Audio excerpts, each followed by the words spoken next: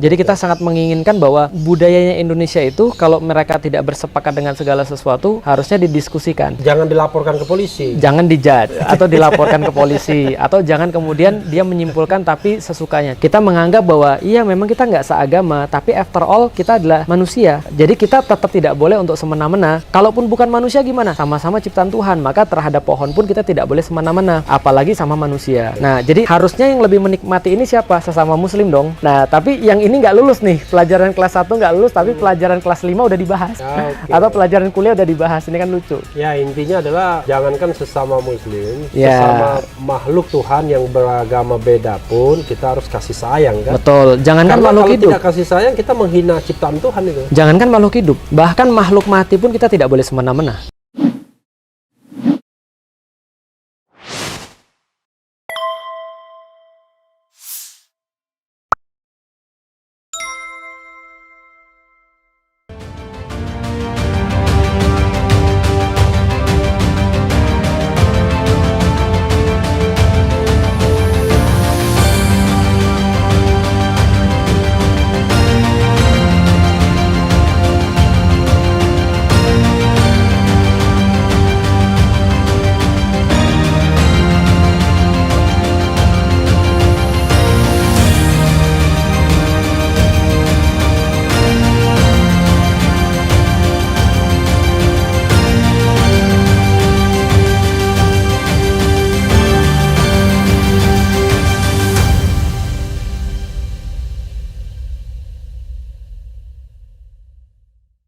Pertanyaan pertama, Ustadz percaya Pancasila? Percaya Pancasila.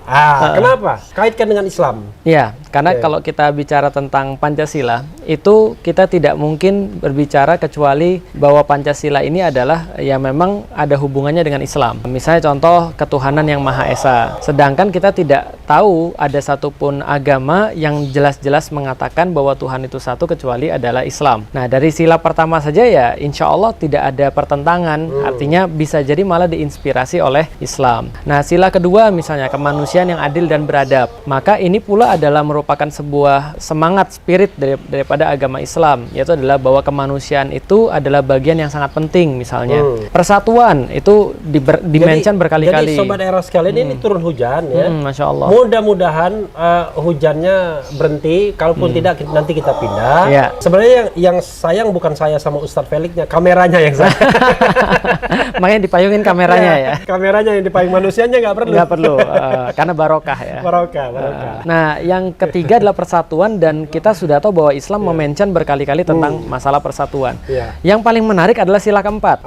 Kerakyatan yang dipimpin oleh hikmat kebijaksanaan dalam permusyawaratan perwakilan. Ada berapa banyak di situ kata yang diambil dari bahasa Arab yang hanya bisa dipahami di dalam Al-Quran. Nah, dan yang kelima keadilan sosial bagi seluruh rakyat Indonesia itu juga adalah merupakan sebuah spirit satu lagi di dalam agama Islam. Jadi kalau kita katakan apakah kita percaya dengan Pancasila, insya Allah kita tidak ada permasalahan dengan Pancasila. Kita percaya bahwa Pancasila itu adalah nilai-nilai bangsa yang dipilih oleh para founding fathers kita untuk mendeskripsikan.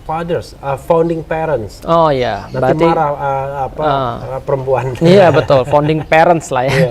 Untuk mungkin sekedar mendeskripsikan secara singkat ketika kita ditanya apa sih kemudian sifat-sifat orang Indonesia itu, maka kita katakan oh itu bisa dilihat dalam Pancasila misalnya. Jadi tapi kira-kira gitu. Ada satu hal ya, kenapa orang yang katakanlah dari kelompok agama Islam yang dianggap garis keras, dan Ustadz tuh nomor 2 tuh garis keras. Saya masih ingat tuh nanti thumbnailnya kita tampilkan lagi. Dianggap nih orang ini nggak bisa nih masuk dalam sistem Pancasila karena dianggap nggak akan toleran dengan penganut agama lain. Itu gimana Tad? Itu yang kita katakan sebuah klaim gitu kan ya. Nah makanya yang sulit juga adalah yang membuat klaim itu tidak bisa diajak berdiskusi. Sambil minum nggak apa-apa Tad? Nggak apa-apa.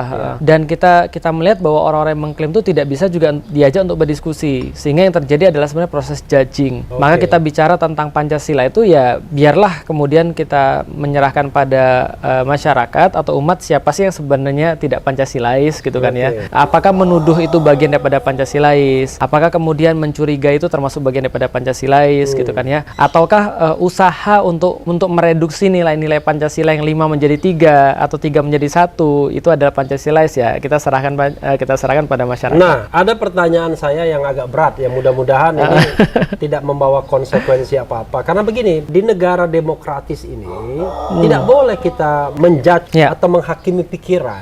Betul. Karena yang namanya hak atas pikiran dan hati nurani adalah hak asasi manusia yang tidak bisa dikurangi dalam keadaan apapun. Dan berdiskusi mengenai tema apapun boleh. Ya. Ini agak ngeri-ngeri sedap juga pertanyaannya. Ustadz percaya khilafah? Saya meyakini bahwa khilafah adalah bagian daripada ajaran Islam. Oke, bisa dijelaskan? Ya, jadi kalau kita bicara tentang khilafah ini adalah sebuah konsep sebenarnya. Jadi kalau ada yang mengatakan bahwa tidak ada khilafah di dalam kata khilafah di dalam Al-Quran, jawabannya benar. Sebagaimana tidak semua ajaran Islam itu harus termaktub di dalam Al-Quran, tertulis di dalam Al-Quran. Tapi apakah kemudian ada asal kata yang sama? Ada. Ketika Allah berfirman di dalam Al-Quran, "Idz qala rabbuka lil malaikati inni ja'ilun fil ardi khalifah." Ketika kami menjadikan manusia itu sebagai khalifah di atas muka bumi. Khalifah itu adalah pelakunya, subjeknya. Sedangkan khilafah ini adalah metode dalam melakukan tugasnya.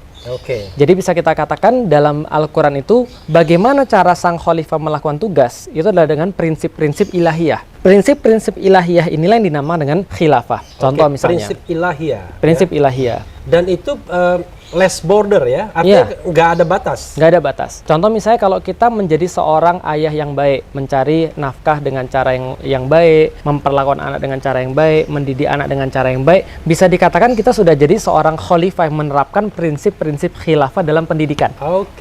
Jadi khilafah itu adalah cara kerjanya khalifah. Jadi nothing to do dengan Anda cinta NKRI atau tidak? Nggak ada urusan. Nggak ada urusan.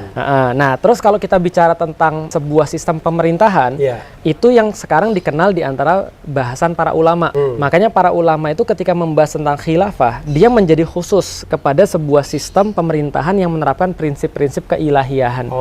Jadi bisa kita katakan bahwa ini adalah sebuah konsep seperti Pancasila tapi dalam level yang lebih besar misalnya. Lebih mondial.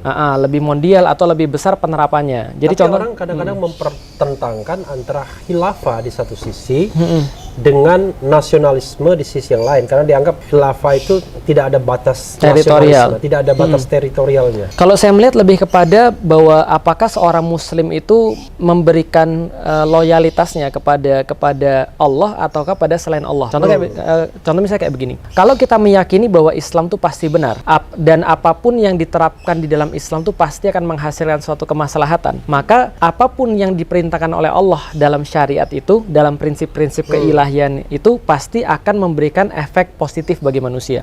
Contohnya misalnya kalau kita bicara tentang masalah ketuhanan, jelas sudah nggak usah dipertanyakan. Kemanusiaan yang adil dan beradab misalnya. Bagaimana cara Islam tuh memanusiakan manusia? Itu kan yang sekarang kita cari kan, konsep apa? Barat menawarkan konsep kemanusiaan, Timur menawarkan konsep kemanusiaan, Islam menawarkan konsep kemanusiaan.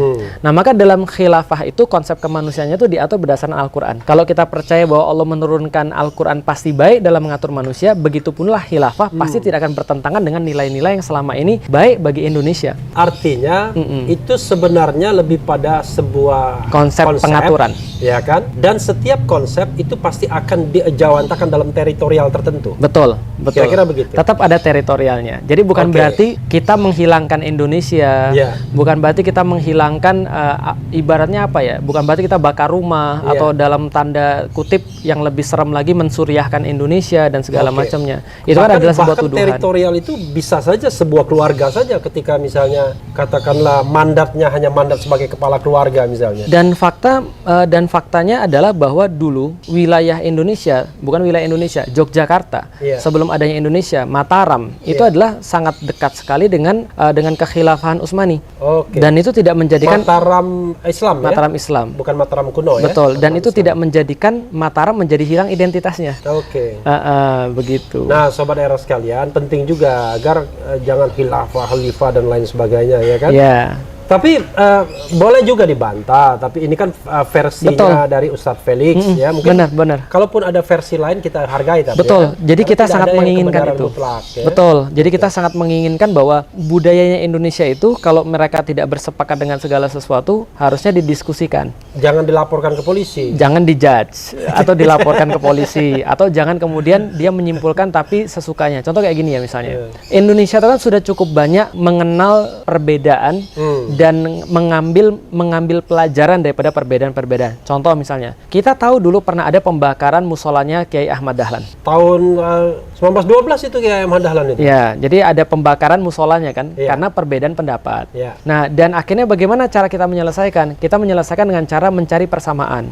Bahwa orang Muslim itu sama kiblatnya, selama mereka itu sama-sama bersyahadat, rukun imannya ada 6, rukun Islamnya ada 5, maka kita adalah Muslim sebelum apapun. Sebelum ada NU, sebelum jadi ada Muhammadiyah. Pohon itu ya. Yang penting pohon utamanya ya. Itu yang penting banget tuh pohonnya. Kalau soal ranting itu ya soal yang lain lah ya. Dan saya pikir ini bisa dipraktekkan ternyata oleh orang-orang yang kadang-kadang justru mempermasalahkan. Jadi gini, mereka praktikan itu dalam level yang harusnya lebih luas, tapi dalam level yang lebih kecil mereka nggak bisa. Contoh, pengembangan daripada hal yang tadi saya ceritakan kan adalah ketika kita berinteraksi dengan orang-orang yang bukan seagama. Kita menganggap bahwa iya memang kita nggak seagama, tapi after all kita adalah manusia. Jadi kita tetap tidak boleh. Tuhan. Kita tidak boleh untuk semena-mena. Kalaupun bukan manusia gimana? Sama-sama ciptaan Tuhan, maka terhadap pohon pun kita tidak boleh semena-mena, apalagi sama manusia. Nah, jadi harusnya yang lebih menikmati ini siapa? Sesama Muslim dong. Nah, tapi yang ini nggak lulus nih, pelajaran kelas 1 nggak lulus, tapi pelajaran kelas 5 udah dibahas. Atau pelajaran kuliah udah dibahas, ini kan lucu. Ya, intinya adalah jangankan sesama Muslim, sesama makhluk Tuhan yang beragama beda pun kita harus kasih sayang kan? Betul, jangankan makhluk hidup. Kalau tidak kasih sayang, kita menghina ciptaan Tuhan itu. Jangankan makhluk hidup, bahkan makhluk mati pun kita tidak boleh semena-mena. Makhluk mati itu misalnya? Ya, misalnya contoh batu. Lalu kemudian alam. Karena itu ada keseimbangan alam ya. Betul, ada bagian. Kita mindahin batu-batu seenaknya gitu-gitu ya. Atau mengeksploitasi alam sesukanya.